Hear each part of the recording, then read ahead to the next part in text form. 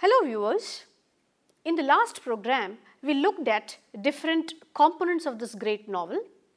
Now let us look at the different stages of this novel and try to understand what exactly samskara means.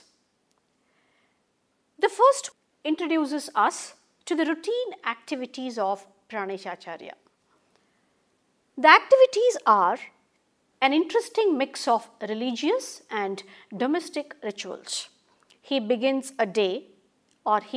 his day by nursing and bathing his sick wife. It is understood from the first line, he bathed Bhagirathi's body, that she is almost a vegetable. It is he who bathes her, dresses her up, feeds her with the essential food and administers with regular medicine. Then he crosses a small brook to reach a Murthy temple, which is on the other side of the brook, and returns home after worshipping to continue with the recitation of his holy verses. The Brahmins of the Agrahara, who respect him a lot, would become his audience to listen to his recitation and philosophical discourses every day. Praneshacharya sacrifices his life with a purpose. His wife realizes his pain and agony, that he is not enjoying the marital bliss that he lacks. Sometimes she suggests him to get married to another woman, which he denies, and have a blissful home. Nevertheless, Praneshacharya refuses the proposal with strong faith in Lord Krishna's will, that one should not expect any reward for one's own destiny or toil. Moreover, every day when they would eat, both of them request the other to eat first. These incidents show the mutual love between the two and concern they have for each other. One day, as per ritual, he was about to feed the cow Gauri with the fodder, and suddenly he hears Chandri's agonized voice behind him calling him Acharya. Chandri is a low caste woman and a whore. Acharya was in two minds before he interacts with her. He was unable to decide whether to continue with the conversation because that would pollute him. But he could not avoid and listens to the unpleasant news of Naranappa's death after suffering from a 4-day-long fever. According to the Brahmin community, it was considered wrong to have food before performing the funeral rites of the dead.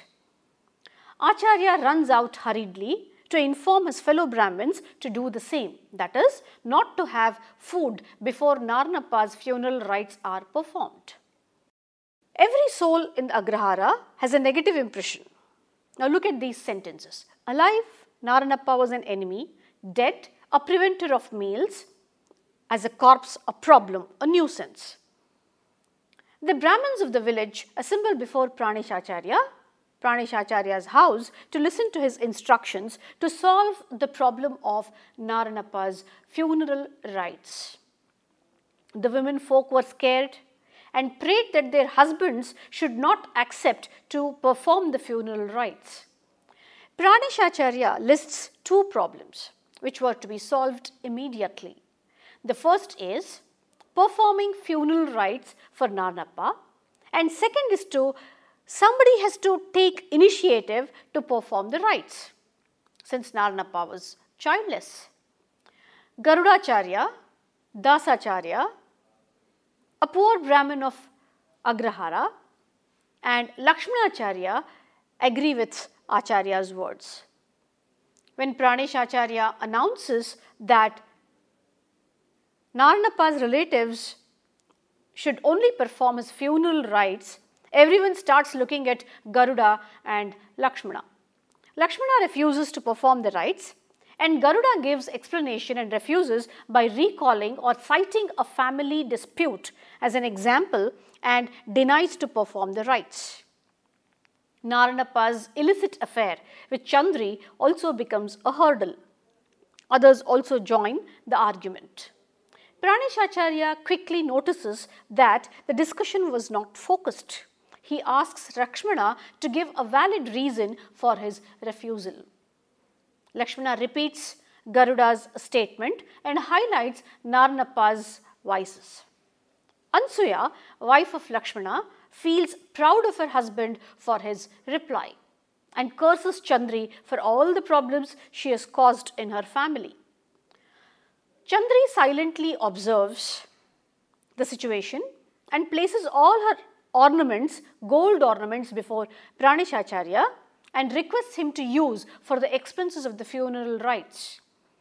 The ornaments attract the greedy looks of other Brahmin wives. The husbands also think that some other Brahmin should not do the funeral rites and take away all the ornaments. Durga Bhatta, who was also waiting to attack Madhva Brahmins, was also lusting after gold ornaments. There was a cold war between Smartha and Madhva Brahmins because of Durga Bhatta. Pranishacharya pleads Durga Bhatta to be silent as it is necessary to inform about the death of Naranappa since he was their friend. The family of Lakshmanacharya and Garudacharya are troubled by the pronouncement of Pranishacharya because the golden ornaments would be taken away by the person who performs the funeral rites. Now secretly all the Brahmins wanted to perform the funeral rites, but they were not able to express the same in open. Lakshmanacharya's wife Anasuya logically tries to claim the ornaments for her family as they are her dead sister's jewelry. But Garuda says, according to the decision of Dharmasthala, Guru, that is chief, the ornaments should go to him. Pranishacharya silences both of them and requests them to give importance to funeral rites and not to the gold ornaments.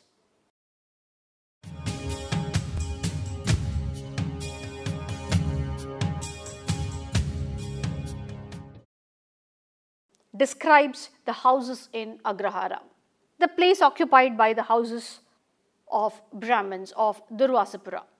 All the houses appear to be the same except for the kind of flowers grown at the garden or the backyard of every house.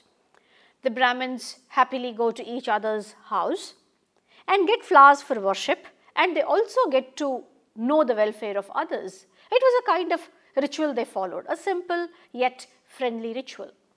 But Naranappa's house was not visited by a single soul because the flowers grown there were meant for Chandri's hair.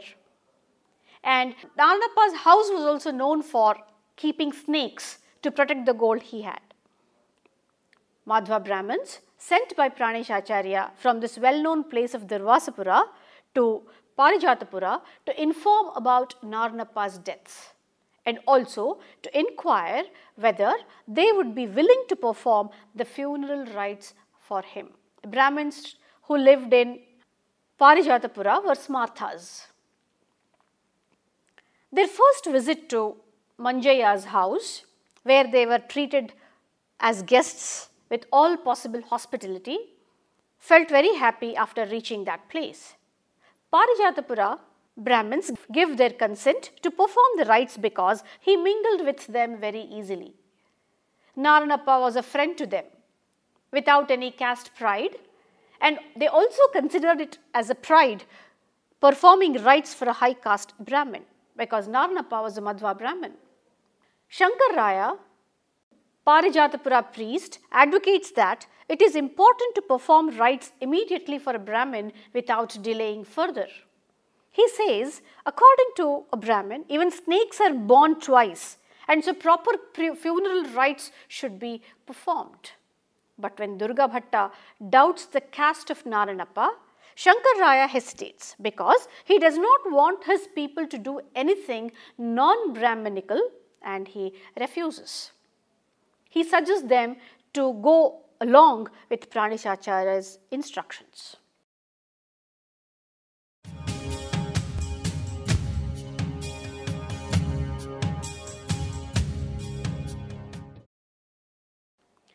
Pranishacharya refers to religious texts for proper Naranappa's funeral rites, while the Madhva Brahmins are in Parijatapura to inform about Naranappa's deaths. He recollects Naranappa's vices and misdeeds. He also remembers how people scorned at his presence. He abhorred the way Naranappa made Garuda's son Shama and Lakshmana's son-in-law Shripati to go astray from Brahmanical tradition. Shama fled home and joined the army, while Shripati followed the footsteps of Naranappa. He even remembers the day when he brought Muslims with him to the Ganapati temple stream and caught the sacred fish. There are different views prevail for Garudacharya's son Shama deserting his home.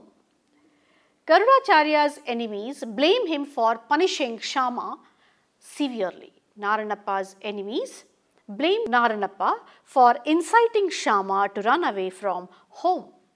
Shama's parents Garudacharya and Sita Devi are left in lurch, unable to trace Shama. Shama's mother fasts on Friday nights with a hope that her son would return home. After a gap of 3 months, they get the news through a letter that he has joined army and a penalty of 600 rupees should be paid for his release. Sita Devi hopes that her husband might get a chance to perform the funeral rites and earn some gold to release her son. Garudacharya does not want his situation to become like that of Naranappa. Nevertheless, he needs to redeem his only son so that on his death his son would perform his funeral rites. He tries to persuade Acharya to allow him to perform the funeral rites. If so, he would get the golden ornaments of Chandri and that would help him to redeem his son from the army. He tries to convince that for the sake of dharma, a requirement could be fulfilled. He speaks about dharma and life because the motive gold, but Praneshacharya is stubborn and is busy going through the text to find an apt solution. Meanwhile, Anasuya also tries to get the golden ornaments. Anasuya is related to Naranappa and her sister is Naranappa's first legal wife.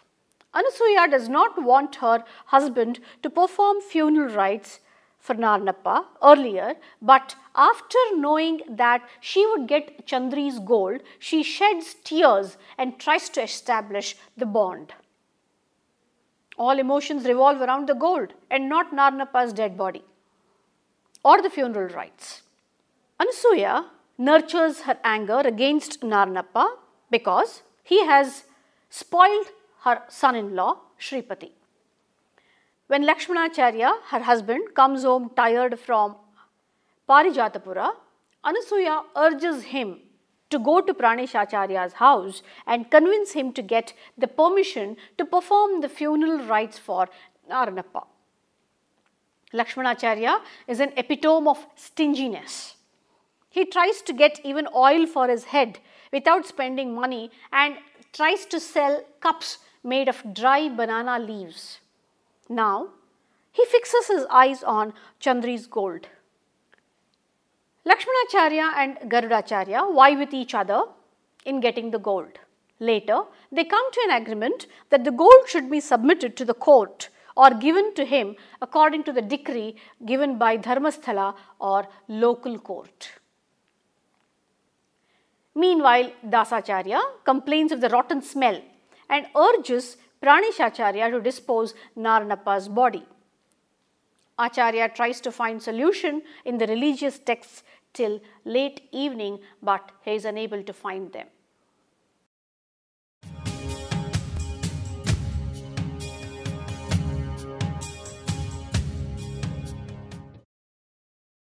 Introduces us to a shocked Sripati who is not aware of Naranappa's death, and he is out of Durvasapura to Srinali. He joins a drama troupe from Kelur and is unaware of Naranappa's death. After spending time with the drama troupe, on the night of Naranappa's death, he walks through a dense forest to Durvasapura. While nearing Durvasapura, he sees a hut burning in the light of the fire. He sees Belli walking to a bush after having baths in warm water. He tries to express his love to her, but she prevents him, saying that if he does so, he would die due to some supernatural power. She says Pilla and his women died and they burned their bodies in their hut.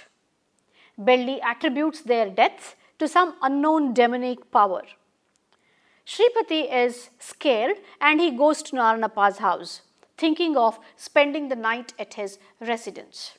Since the door is open, he hesitatingly enters the house and sees dead rats lying on the floor.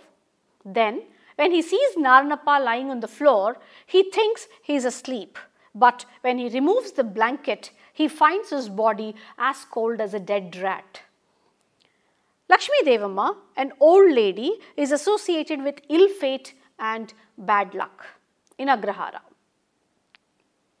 She was given in marriage at the age of 8, but at the age of 10, she lost her in-laws, and at the age of 20, she lost her parents.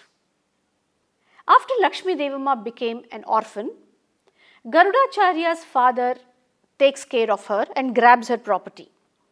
Later, the responsibility of taking care of Lakshmi Devamma fell on Garuda. But Garudacharya's wife ill-treats Lakshmi Devamma, and the incessant quarrel between Garuda's wife and Lakshmi Devamma makes Garuda keep Lakshmi Devamma in a separate ruined house and gives 1 rupee every month for her sustenance. Lakshmi Devamma takes the matter to Praneshacharya, but Garudacharya does not relent. Therefore, whenever she is annoyed with Garudacharya, she stands in front of his house and hurls curses at him from the bottom of her heart. One day, she sees somebody running out of Naranappa's house, and she thinks that it is Naranappa's ghost fleeing from his house. Lakshmi Devamma bangs at the door of the houses in Agrahara and tries to inform the people. But it is Shripati fleeing out of Naranappa's house after seeing Naranappa's dead body. He is as pale as a ghost, and he crosses Tunga river and reaches Nagaraja's house at Parijatapura. Chandri, lying in the veranda of Praneshacharya, notices that it is Shripati fleeing out of her house. She is able to notice him as hunger pangs keep her awake. She has never slept without having food at night. Hence, she goes to the backyard and eats ripe plantain left on the tree. Then goes to Tunga river and drinks water. She, being afraid of going to her own house, goes back to Praneshacharya's house and curls up on the veranda to sleep, covering her face with her sari. Praneshacharya, meanwhile, is still trying to find an apt solution through religious texts, but he does not find any satisfactory answer. He walks restlessly along the veranda and reflects on 2 reasons for not excommunicating Naranappa. The first reason is Naranappa always threatened that he would get converted as a Muslim. And the other reason was Praneshacharya's compassion towards Naranappa. He was quite confident that Naranappa could be convinced and he can be brought back to normal life. But that did not happen when he was alive. Compassion is a trait of Praneshacharya, which is obvious in his family life as well. He is so compassionate towards his disabled wife, sick wife who is of no use to him. His mind then shifts to another solution, as going through religious texts for a solution has gone in vain. He thinks of going to a temple of Maruti early next morning and fall at the feet of God to get a solution to the problem. The thought of going to Maruti's temple relaxes his stressed mind. Then he gives Chandri, who is in the veranda, a mat and a pillow to sleep, and he gets inside his house. Again, he gets another thought that he should give all her jewels or return all her jewels back to her, and he acts accordingly. Then he goes to his bed.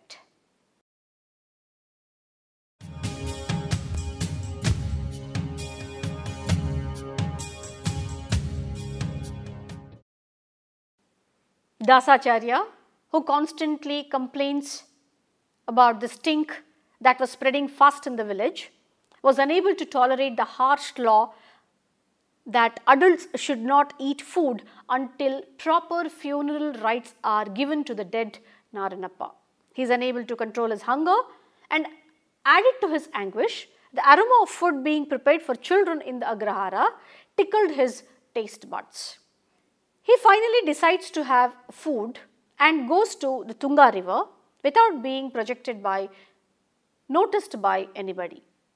At the river, he takes baths and goes to Manjaya's house in Parijatapura. He meets Manjaya at lunchtime. Manjaya eats uppittu, a kind of dish prepared in Karnataka, worsens his hunger further. He salivates at the sight of the food, but pretends as if he has come to discuss the nature of his people. In order to please Manjaya, he criticizes all men who visited Parijatapura the previous day to know whether any Smartha Brahmin would be willing to perform the rites for Naranappa. Manjaya knows that Dasacharya would be willing to have food with him and asks him whether he has had baths, and Dasacharya says that yes, he had a dip in the river. Manjaya offers food to him. Dasacharya's desire to eat food and the fear that his people would not invite him for any meal if they come to know that he has had food before Naranappa's funeral rites brings forth petulance against his people and remarks that they are rascals. When Manjaya promises that he would never allow this act of his to leak, and then Dasacharya accepts to eat. Nevertheless, he says that he would not eat cooked food and asks for plain flat rice mixed with sugar and milk. But then, when he is offered 4 spoonfuls of uppittu, he eats that as well, and then he chooses the plantain leaf for courtesy's sake, saying that he must leave some food for Manjaya's family.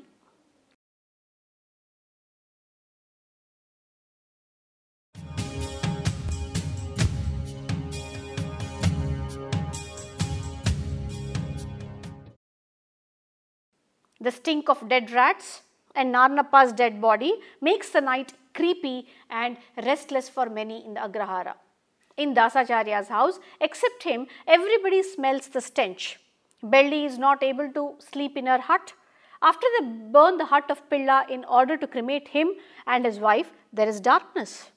Belli, as she needs light in her hut, goes to a nearby bush where she sees fireflies, glowworms, twinkling in the dark night. She catches fireflies and also finds dead rats in the feeble light illuminated from the fireflies. In the morning of the second day of Naranappa's death, the women try to stop their children from going out, thinking that Naranappa's ghost roams the Agrahara and it might touch their children.